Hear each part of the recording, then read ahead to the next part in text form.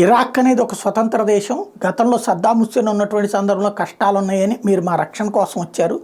తర్వాత మీరు ఇక్కడే తిష్ట వేసి కూర్చున్నారు. మా దేశపు ఆయిల్ బావులు తవ్వుకుపోతున్నారు. తక్షణం మా ఆయిల్ బావుల్ని వదిలేసి మా దేశాన్ని మాకు వదిలేసి వెళ్ళిపోండి. ఇది ఇరాక్కి సంబంధించి తాజాగా ఏర్పడినటువంటి ప్రభుత్వం, అమెరికాకి వ్యతిరేకంగా ఏర్పడినటువంటి ప్రభుత్వం. గతంలో అమెరికా మద్దతుతో ఉండే ప్రభుత్వాలు నడిచేవి, ప్రజల చేత ఎన్నికవుతుండే. అట్లా కాకుండా మొదటిసారి ఇరాన్ ప్రోత్సాహంతో అమెరికాకి వ్యతిరేక ప్రభుత్వం ఏర్పాటైంది. వాళ్ళు అమెరికన్ సైన్యాన్ని దేశం విడిచిపోమనంటే అమెరికన్ సైన్యం ఇప్పటికే 500 మంది సైన్యం ఇరాక్లో ఉన్నారు. వాళ్ళు ఎవరు వెళ్ళట్లేదు. మొన్ననే వెళ్ళబోమని తేల్చి చెప్పింది అమెరికా. ఈ నేపథ్యంలో అమెరికా చర్చలకు రావాలి, మేము చర్చించడానికి సిద్ధంగా ఉన్నాం, మా దేశ సార్వభౌమాధికారంలో అమెరికా జోక్యాన్ని మేము హర్షించలేము, మా దేశపు సరిహద్దుల్ని అమెరికా దాటాలి అంటూ ఇరాక్ తాజాగా ప్రకటనలు చేస్తుంది. Iraq wants a quick and orderly negotiated exit of US-led military forces from its soil but has not set a dead line.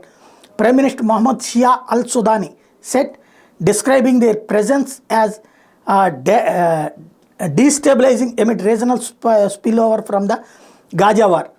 Long-standing calls by mostly Shia Muslim factions, many close to Iran, for the US-led coalition departure have gained steam after a series of US strikes on Iran-linked militant groups that are also part of Iraq's formal security forces. ఇది ఇప్పుడు ఓ పక్కన Israel మీద దాడులు జరుగుతున్నటువంటి వేళ Iran తయారు చేసినటువంటి తీవ్రవాద సంస్థలు ఇప్పుడు ఇరాక్లో ఏర్పడినటువంటి షియా ముస్లింలకు సంబంధించినటువంటి అనుకూల ప్రభుత్వం కాబట్టి యువతలో ఉన్నటువంటి సున్నీలు కాబట్టి ఇక్కడ మిగతా అరబ్ దేశాలకు దూరంగా ఉండేటువంటి వాళ్ళు ఇప్పుడు ఒక్కటయ్యి అమెరికానైతే అవతలకు వెళ్ళిపోవాలంటూ మిగతా ముస్లిం దేశాలు కూడా పిలుపునిస్తూ ఒత్తిడి చేయమని చెప్పి కోరుతున్నారు.